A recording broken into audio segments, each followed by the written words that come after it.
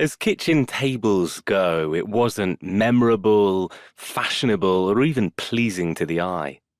A big, solid, heavy piece of Victoriana with thick, turned legs, it had served its purpose by the 1960s for David Sproxton's parents, who relegated it to their garden shed, out of sight. In 1970, however, David and his best friend Peter Lord, both 16 years old at the time, found themselves in need of such a table for their own creative purposes.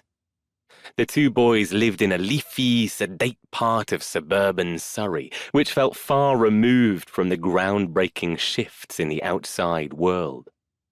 Popular culture was subversive and youth-driven, from the protest marches and revolutionary fervor on student campuses in Paris, London, and the US, including radical films such as Easy Rider and underground magazines like Oz and International Times, all happening to the soundtrack of blistering, rebellious music by artists like The Stones, Bob Dylan, and Jimi Hendrix. There was definitely something in the air, in the words of a hit record of the time, but there was no fighting in the streets anywhere near their quiet neighborhood. Yet Peter and David, both articulate and artistic, were aware of this turbulence, and were even making their small contribution in keeping with the spirit of the age.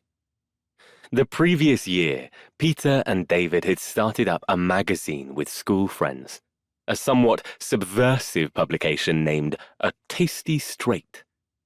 They printed the cover on David's brother's printing press and circulated copies confidentially, away from the prying eyes of teachers, to a couple of dozen classmates. Their tendencies towards creativity and self-expression were inherited.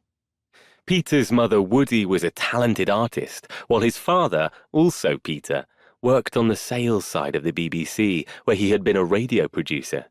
David's mother, Margaret, had been to art school where she learnt the craft of silversmithing, carrying it into her later life. His father, Vernon, a minister and a BBC religious programmes producer, was also a keen amateur photographer who shot home movies and had even converted a small pantry in his house into a darkroom. Peter and David regularly hung out at each other's homes. One rainy afternoon they were at the Sproxton's house in suburban Walton-on-Thames, somewhat at a loss for what to do, when David dug out his father's camera from the depths of a cupboard. He pulled it out so they could take a better look. It was a spring-wound 16mm Bolex with a reliable single-frame shooting capability, and Vernon Sproxton used it on his short documentary films. The boys didn't know it then, but this particular model was also widely favoured by filmmakers working in animation. It seemed to be both an opportunity for a new hobby and perhaps even a professional tool. More importantly, it seemed to invite David's question, why don't we make a film? That question would change the entire direction of these two boys' lives.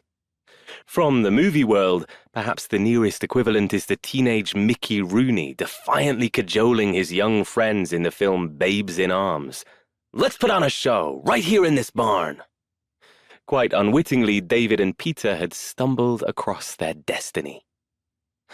After examining the camera and finding a roll of film, they decided to make an animated movie. But how, they asked themselves, would they actually shoot their film? Where would they place the camera? Vernon Sproxton helped them set it up. Their first thought was to commandeer an obvious surface, the kitchen table, which they duly cleared, setting up the Bolex camera on a photographic copy stand of Vernon's on the tabletop. As Peter likes to observe, a kitchen table is part and parcel of the great tradition of British amateurism. A place where inventors, would-be scientists, even fledgling animators could start from scratch and test out their ideas in secrecy without outside supervision or intervention. They then drenched the room with light, using a couple of photo flood bulbs, closed the curtains, and set to work.